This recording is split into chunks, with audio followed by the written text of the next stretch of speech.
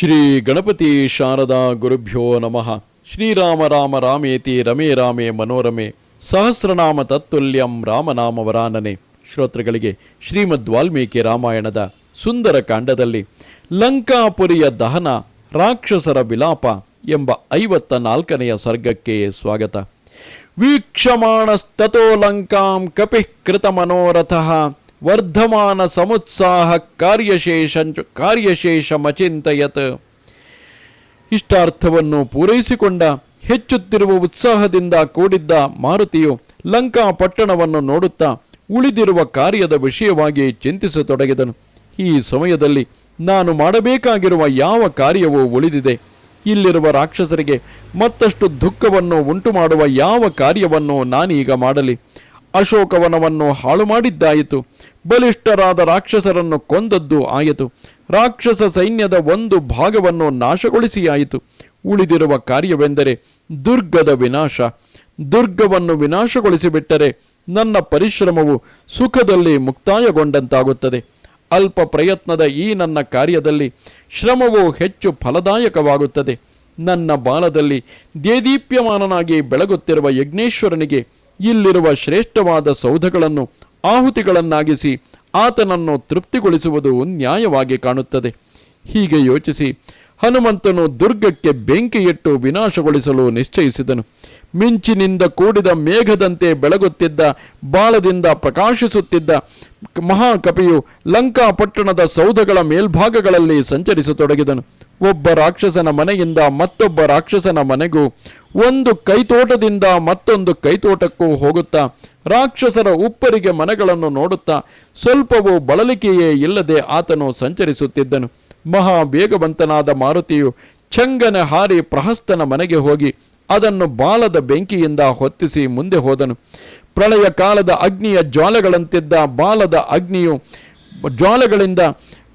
ಅಗ್ನಿಯ ಜ್ವಾಲೆಗಳಿಂದ ಮಹಾಪಾರ್ಶ್ವ ರಾಕ್ಷಸನ ಮನೆಯನ್ನು ಹೊತ್ತಿಸಿ ವಜ್ರದಂಷ್ಟ್ರನ ಮನೆಗೆ ಹಾರಿದನು. ಅವನ ಮನೆಯನ್ನು ಬಾಲದಲ್ಲಿದ್ದ ಬೆಂಕಿಯಿಂದ ಹೊತ್ತಿಸಿದ ನಂತರ ಮಹಾ ತೇಜಸ್ವಿಯಾದ ಹನುಮಂತನು ಶುಕ, ಸಾರಣ, ಇಂದ್ರಜಿತು ಇವರ ಮನೆಗಳನ್ನು, ಜಂಬುಮಾಲಿ, ಸುಮಾಲಿಗಳ ಮನೆಗಳನ್ನು ಅನುಕ್ರಮವಾಗಿ ಸುಟ್ಟು ಹಾಕಿದನು. ಬಳಿಕ ಮುಂದಕ್ಕೆ ಹಾರಿಕೊಂಡು ಹೋಗುತ್ತಾ ರಶ್ಮಿಕೇತು, ಸೂರ್ಯಶತ್ರು, ಹ್ರಸ್ವಕರ್ಣ, ದಂಷ್ಟ್ರ, ರೋಮಶ, ಯುದ್ಧೋನ್ಮತ್ತನಾದ ಮತ್ತ, ಧ್ವಜಗ್ರೀವ, ವಿದ್ಯುಜ್ಜಿಹ್ವ, ಘೋರ, ಹಸ್ತಿಮುಖ, ಕರಾಲ, ಪಿಶಾಚ, ಶೋಣಿತಾಕ್ಷ, ಕುಂಭಕರ್ಣ, ಮಕರಾಕ್ಷ, ನರಾಂತಕ, ಕುಂಭ, ದುರಾತ್ಮನಾದ ನಿಕುಂಭ, ಯಜ್ಞಶತ್ರು, ಬ್ರಹ್ಮಶತ್ರು ಇವರುಗಳ ಸೌಧಗಳನ್ನು ಅನುಕ್ರಮವಾಗಿ ಸುಟ್ಟು ಹಾಕಿದನು. ವಿಭೀಷಣನ ಮನೆಯೊಂದನ್ನು ಬಿಟ್ಟು ಹನುಮಂತನು ಎಲ್ಲ ರಾಕ್ಷಸರ ಮನೆಗಳನ್ನು ಸುಟ್ಟು ಹಾಕಿದನು. ಮಹಾ ಕೀರ್ತಿಶಾಲಿಯಾದ ಹನುಮಂತನು ಬಹುಮೂಲ್ಯವಾದ ಆ ಭವನಗಳಲ್ಲೂ ಮತ್ತು ಐಶ್ವರ್ಯ ಸಂಪನ್ನರಾದ ಇತರ ರಾಕ್ಷಸರ ಗ್ರಹಗಳಲ್ಲೂ ಇದ್ದ ರತ್ನ ಸುವರ್ಣಾದಿ ಸಂಪತ್ತೆಲ್ಲವನ್ನು ಭಸ್ಮ ಮಾಡಿಬಿಟ್ಟನು. ವೀರ್ಯವಂತನಾದ ಮತ್ತು ತೇಜಸ್ವಿಯಾದ ಮಾರುತಿಯು ರಾಕ್ಷಸರೆಲ್ಲರ ಮನೆಗಳನ್ನು ಸುಟ್ಟ ನಂತರ ರಾವಣನ ಅರಮನೆಗೂ ಹೋದನು. ನಾನಾ ವಿಧವಾದ ರತ್ನಗಳಿಂದ ವಿಭೂಷಿತವಾಗಿದ್ದ ಮೇರು ಮಂದರ ಪರ್ವತಗಳಿಗೆ ಸಮಾನವಾಗಿ ಕಾಣುತ್ತಿದ್ದ, ನಾನಾ ವಿಧವಾದ ಮಂಗಳ ದ್ರವ್ಯಗಳಿಂದ ಸುಶೋಭಿಸುತ್ತಿದ್ದ, ಪ್ರಧಾನ ಭೂತವಾಗಿದ್ದ ರಾವಣನ ಅರಮನೆಯಲ್ಲಿ ಬಾಲದಲ್ಲಿ ಪ್ರದೀಪ್ತವಾಗಿದ್ದ ಅಗ್ನಿಯನ್ನು ಇರಿಸಿ ಪ್ರಳಯ ಕಾಲದಲ್ಲಿನ ಮೇಘದಂತೆ ಗರ್ಜನೆ ಮಾಡಿದನು. ವೇಗವಂತನಾದ ಮತ್ತು ಮಹಾಬಲಿಷ್ಠನಾದ ಯಜ್ಞೇಶ್ವರನು ಗಾಳಿಯ ಸಹಯೋಗದಿಂದ ಪ್ರಳಯ ಕಾಲದ ಅಗ್ನಿಯಂತೆ ಪ್ರಜ್ವಲಿಸುತ್ತಾ ಎಲ್ಲ ಕಡೆಗಳಲ್ಲಿಯೂ ಹರಡಿಕೊಂಡನು. ರಾಕ್ಷಸರ ಮನೆಗಳಲ್ಲಿ ಪ್ರಜ್ವಲಿಸುತ್ತಿದ್ದ ಅಗ್ನಿಯನ್ನು ವಾಯುವು ತನ್ನ ಪ್ರಭಾವದಿಂದ ಸರ್ವತ್ರ ಹರಡುತ್ತಿರಲು ಸುವರ್ಣಮಯವಾದ ಬಲೆಗಳಿಂದಲೂ ಮುಕ್ತಾಮಣಿಗಳಿಂದಲೂ ರತ್ನ ರಾಶಿಗಳಿಂದಲೂ ಸಮೃದ್ಧವಾಗಿದ್ದ ಎಲ್ಲ ಮಹಾಸೌಧಗಳನ್ನು ಅಗ್ನಿಯು ವಿನಾಶಗೊಳಿಸಿದನು. ಪುಣ್ಯವು ಕ್ಷಯಿಸಿದ ನಂತರ ಆಕಾಶದಿಂದ ಸಿದ್ಧರ ಭವ್ಯ ಭವನಗಳು ಕೆಳಕ್ಕೆ ಬೀಳುವಂತೆ ಭಗ್ನವಾದ ಉಪ್ಪರಿಗೆಗಳಿಂದ ಕೂಡಿದ್ದ ಆ ಭವ್ಯ ಭವನಗಳು ಭಗ್ನವಾಗಿ ಕೆಳಗುರುಳಿದವು. ಮನೆಗಳನ್ನು ರಕ್ಷಿಸಿಕೊಳ್ಳುವುದರಲ್ಲಿ ಉತ್ಸಾಹವನ್ನು ತೊರೆದಿದ್ದ ಮತ್ತು ಕಂಗೆಟ್ಟಿದ್ದ, ದಿಕ್ಕು ಕಾಣದೆ ಓಡಿ ಹೋಗುತ್ತಿದ್ದ ರಾಕ್ಷಸರ ವಿಕಾರ ಧ್ವನಿಗಳು ಸರ್ವತ್ರ ಕೇಳಿ ಬರುತ್ತಿದ್ದವು. ಅಯ್ಯೋ, ಕಪಿಯ ರೂಪವನ್ನು ಧರಿಸಿ ಯಜ್ಞೇಶ್ವರನೇ ನಮ್ಮೆಲ್ಲರನ್ನೂ ಸುಟ್ಟು ಹಾಕಲು ಬರುತ್ತಿದ್ದಾನೆ ಮುಂತಾಗಿ ಕೂಗಿಕೊಂಡು ರೋದನ ಮಾಡುತ್ತಿದ್ದ, ಮಕ್ಕಳನ್ನೆತ್ತಿಕೊಂಡಿದ್ದ ಸ್ತ್ರೀಯರು ಕೆಳಗುರುಳಿದರು. ಅಗ್ನಿಯಿಂದ ಸಮಾವೃತರಾದ ಕೆಲವರು ಸ್ತ್ರೀಯರು ಕೂದಲುಗಳನ್ನು ಕೆದರಿಕೊಂಡು ಎತ್ತರವಾದ ಉಪ್ಪರಿಗೆಗಳಿಂದ ಕೆಳಕ್ಕೆ ಬೀಳುತ್ತಾ ಆಕಾಶದಿಂದ ಕೆಳಕ್ಕೆ ಬೀಳುವ ಮಿಂಚಿನಂತೆಯೇ ಪ್ರಕಾಶಿಸುತ್ತಿದ್ದರು. ವಜ್ರ, ಹವಳ, ವೈಢೂರ್ಯ, ಮುತ್ತು, ಬೆಳ್ಳಿ ಇವೇ ಮುಂತಾದವುಗಳಿಂದ ಸಮೃದ್ಧವಾಗಿದ್ದ ವಿಚಿತ್ರವಾದ ಭವನಗಳು ಅಗ್ನಿಗೆ ಆಹುತಿಯಾಗುತ್ತಿರುವುದನ್ನು, ಕರಗಿ ನೀರಾಗಿ ಹರಿಯುತ್ತಿರುವ ಸುವರ್ಣವೇ ಮೊದಲಾದ ಧಾತುಗಳನ್ನು ಹನುಮಂತನು ನೋಡಿದನು. ಅಗ್ನಿಯು ಕಟ್ಟಿಗೆಗಳಿಂದಾಗಲಿ ಹುಲ್ಲುಗಳಿಂದಾಗಲಿ ತೃಪ್ತನಾಗದಿರುವಂತೆ ಹನುಮಂತನು ರಾಕ್ಷಸ ಶ್ರೇಷ್ಠರ ಸಂಹಾರದಿಂದ ತೃಪ್ತನಾಗಲಿಲ್ಲ. ಹನುಮಂತನಿಂದ ಸಂಹೃತರಾದ ರಾಕ್ಷಸರಿಂದ ಭೂಮಿಯು ತೃಪ್ತಿಗೊಳ್ಳಲಿಲ್ಲ. ತ್ರಿಪುರಾಸುರರ ಪಟ್ಟಣವನ್ನು ರುದ್ರನು ಧ್ವಂಸ ಮಾಡಿದಂತೆ ವೇಗವಂತನಾದ ಹನುಮಂತನು ಲಂಕೆಯನ್ನು ಸುಟ್ಟು ಹಾಕಿದನು. ಲಂಕಾ ಪಟ್ಟಣಕ್ಕೆ ಆಧಾರಭೂತವಾದ ತ್ರಿಕೂಟ ಪರ್ವತ ಶಿಖರದಲ್ಲಿ ಹುಟ್ಟಿದ ಭಯಂಕರ ಪರಾಕ್ರಮವುಳ್ಳ ಅಗ್ನಿಯು, ಅಂದರೆ ಜ್ವಾಲಾಮುಖಿಯು, ಜ್ವಾಲೆಯ ಪರಿಸರವನ್ನು ಹೆಚ್ಚಿಸಿಕೊಳ್ಳುತ್ತಾ ಹನುಮಂತನ ಮೂಲಕವಾಗಿ ರಾಕ್ಷಸರ ಮನೆಗಳಲ್ಲಿ ಪ್ರತಿಷ್ಠಿತವಾಗುತ್ತಿರುವುದೋ ಎಂಬಂತೆ ಕಾಣುತ್ತಿದ್ದಿತು. ಧೂಮರಹಿತವಾದ ಜ್ವಾಲೆಗಳಿಂದ ಕೂಡಿದ್ದ ರಾಕ್ಷಸರ ಶರೀರಗಳೆಂಬ ತುಪ್ಪದಿಂದ ತೃಪ್ತಿಗೊಳ್ಳುತ್ತಿದ್ದ ಅಗ್ನಿಯು ಪ್ರಳಯ ಕಾಲದ ಅಗ್ನಿಗೆ ಸಮಾನವಾಗಿದ್ದು, ಗಾಳಿಯ ಸಹಾಯದಿಂದ ಕ್ಷಣ ಕ್ಷಣಕ್ಕೂ ವೃದ್ಧಿ ಹೊಂದುತ್ತಾ ಜ್ವಾಲೆಗಳ ಮೂಲಕವಾಗಿ ಆಕಾಶವನ್ನು ಮುಟ್ಟುತ್ತಿದ್ದಿತು. ಆ ಮಹಾಗ್ನಿಯು ಕೋಟಿ ಸೂರ್ಯರ ತೇಜಸ್ಸಿಗೆ ಸಮಾನವಾದ ತೇಜಸ್ಸನ್ನು ಹೊಂದಿ ಸಮಗ್ರವಾದ ಲಂಕಾ ಪಟ್ಟಣವನ್ನೇ ವ್ಯಾಪಿಸಿದ್ದಿತು. ಸಿಡಿಲಿನ ಶಬ್ದದಂತೆ ಭಯಂಕರವಾಗಿ ಶಬ್ದ ಮಾಡುತ್ತಾ ಬ್ರಹ್ಮಾಂಡವನ್ನೇ ಭೇದಿಸುತ್ತಿರುವುದೋ ಎಂಬಂತೆ ಕಾಣುತ್ತಿದ್ದಿತು. ಕ್ರೂರವಾದ ಪ್ರಭೆಯುಳ್ಳ ಮುತ್ತುಗದ ಹೂಗಳನ್ನು ತಲೆಯಲ್ಲಿ ಧರಿಸಿರುವುದೋ ಎಂಬಂತೆ ಕಾಣುತ್ತಿದ್ದ ಅಗ್ನಿಯು ಆಕಾಶದವರೆಗೂ ವ್ಯಾಪಿಸಿಬಿಟ್ಟಿತು. ಬೆಂಕಿಯು ಆರಿಹೋದ ನಂತರ ಹುಟ್ಟಿದ ಹೊಗೆಯ ಸಾಲುಗಳಿಂದ ಸಮಾವೃತವಾದ ಮೇಘಗಳು ಕನ್ನೈದಿಲೆ ಹೂಗಳಂತೆ ಕಾಂತಿಯಿಂದ ಕಂಗೊಳಿಸುತ್ತಿದ್ದವು. ಹನುಮಂತನ ಬಾಲದಲ್ಲಿದ್ದ ಬೆಂಕಿಯಿಂದ ಮನೆ ಮಠಗಳನ್ನು ಕಳೆದುಕೊಂಡಿದ್ದ ರಾಕ್ಷಸರು ಗೋಳಾಡುತ್ತಿದ್ದರು. ಇವನು ತ್ರಿದಶೇಶ್ವರನಾದ ವಜ್ರಪಾಣಿಯಾದ ಇಂದ್ರನೇ ಆಗಿರಬೇಕು, ಅಥವಾ ಸಾಕ್ಷಾತ್ ಯಮಧರ್ಮನಾಗಿರಬೇಕು, ಅಥವಾ ವರುಣನಾಗಿರಬೇಕು, ಅಥವಾ ವಾಯು, ರುದ್ರ, ಅಗ್ನಿ, ಸೂರ್ಯ, ಕುಬೇರ, ಸೋಮ ಇವರಲ್ಲಿ ಯಾವನಾದರೂ ಒಬ್ಬನಾಗಿರಬೇಕು. ಇವನು ನಮ್ಮ ಕಣ್ಣಿಗೆ ಕಾಣುತ್ತಿರುವಂತೆ ಖಂಡಿತವಾಗಿಯೂ ವಾನರನಲ್ಲ. ಇವನು ಸಾಕ್ಷಾತ್ ಕಾಲನೇ ಆಗಿದ್ದಾನೆ. ಸರ್ವರಿಗೂ ಪಿತಾಮಹನಾದ, ಚತುರ್ಮುಖನಾದ, ಲೋಕರಕ್ಷಕನಾದ ಬ್ರಹ್ಮನ ರಾಕ್ಷಸ ಸಂಹಾರಕವಾದ ಕೋಪವೇನಾದರೂ ವಾನರ ರೂಪವನ್ನು ಧರಿಸಿ ಇಲ್ಲಿಗೆ ಆಗಮಿಸಿರಬಹುದೇ?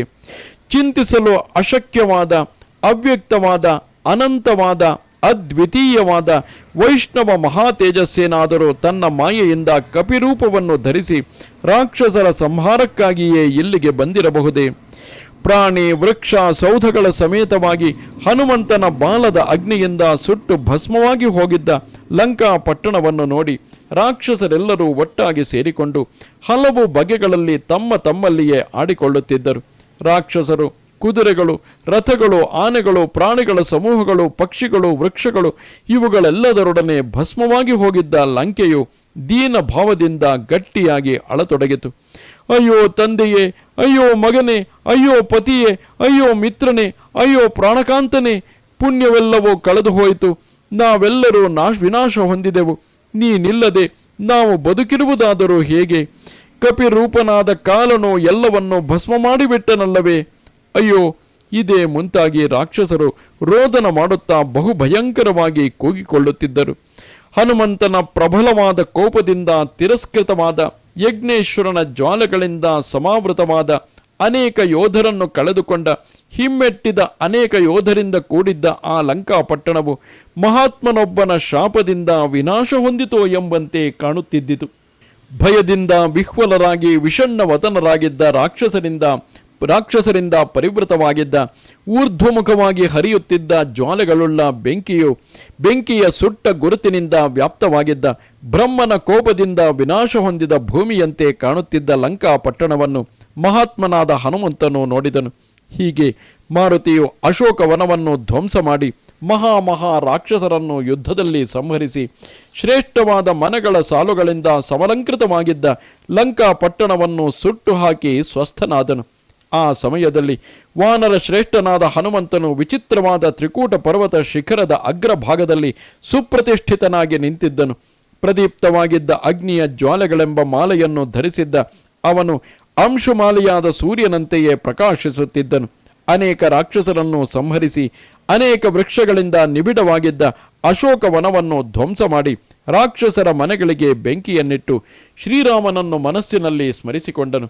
ವಾನರ ವೀರರಲ್ಲಿ ಪ್ರಮುಖನಾದ ಮಹಾಬಲನಾದ ವಾಯು ಸಮಾನ ವೇಗನಾದ ಮಹಾಮತಿಯಾದ ವಾಯುಪುತ್ರನನ್ನು ಎಲ್ಲ ದೇವತೆಗಳು ಸ್ತೋತ್ರ ಮಾಡಿದರು. ಎಲ್ಲ ದೇವತೆಗಳು, ಮುನಿಶ್ರೇಷ್ಠರು, ಗಂಧರ್ವ ವಿದ್ಯಾಧರ ಪನ್ನಗರು, ಸಮಸ್ತ ಪ್ರಾಣಿಗಳು ಹನುಮಂತನ ವಿಷಯದಲ್ಲಿ ಅವನು ಮಾಡಿದ ಆ ಅದ್ಭುತ ಕಾರ್ಯಕ್ಕಾಗಿ ಎಣೆಯಿಲ್ಲದ ಪ್ರೀತಿಯನ್ನು ಹೊಂದಿದರು. ಮಹಾ ತೇಜಸ್ವಿಯಾದ ಹನುಮಂತನು ವನವನ್ನು ಧ್ವಂಸ ಮಾಡಿ ಯುದ್ಧದಲ್ಲಿ ರಾಕ್ಷಸರನ್ನು ಕೊಂದು ಸುಂದರವಾದ ಲಂಕಾಪಟ್ಟಣವನ್ನು ಸುಟ್ಟು ಬಹಳವಾಗಿ ವಿರಾಜಿಸಿದನು. ಬಳಿಕ ಅವನು ಲಂಕೆಯನ್ನು ಸಮಗ್ರವಾಗಿ ಸುಟ್ಟ ನಂತರ ಸಮುದ್ರದ ಬಳಿಗೆ ಹೋಗಿ ಬಾಲವನ್ನು ಸಮುದ್ರದಲ್ಲಿ ಅದ್ದಿ ಅಗ್ನಿಯನ್ನು ಶಮನಗೊಳಿಸಿದನು. ದೇವ ಗಂಧರ್ವ ಮಹರ್ಷಿಗಳು ಸುಟ್ಟು ಹೋಗಿದ್ದ ಲಂಕೆಯನ್ನು ನೋಡಿ ಬಹಳವಾಗಿ ವಿಸ್ಮಯಗೊಂಡರು. ಸರ್ವ ಪ್ರಾಣಿಗಳು ವಾನರ ಶ್ರೇಷ್ಠನಾದ ಹನುಮಂತನನ್ನು ನೋಡಿ ಅವನನ್ನು ಪ್ರಳಯ ಕಾಲದ ದಾವಾಗ್ನಿ ಎಂದೇ ಭಾವಿಸಿ ಭಯಗೊಂಡವು. ಇದು ಶ್ರೀಮದ್ ವಾಲ್ಮೀಕಿ ರಾಮಾಯಣದ ಸುಂದರ ಕಾಂಡದಲ್ಲಿ 54ನೆಯ ಸರ್ಗವು. ನಮಸ್ತೆ ಶಾರದೆ ದೇವಿ ಕಾಶ್ಮೀರ ಪುರವಾಸಿನಿ ತ್ವಾಮಹಂ ಪ್ರಾರ್ಥಯೇ ನಿತ್ಯಂ ವಿದ್ಯಾದಾನಂಚ ದೇಹಿಮೆ. ನಮಸ್ಕಾರ.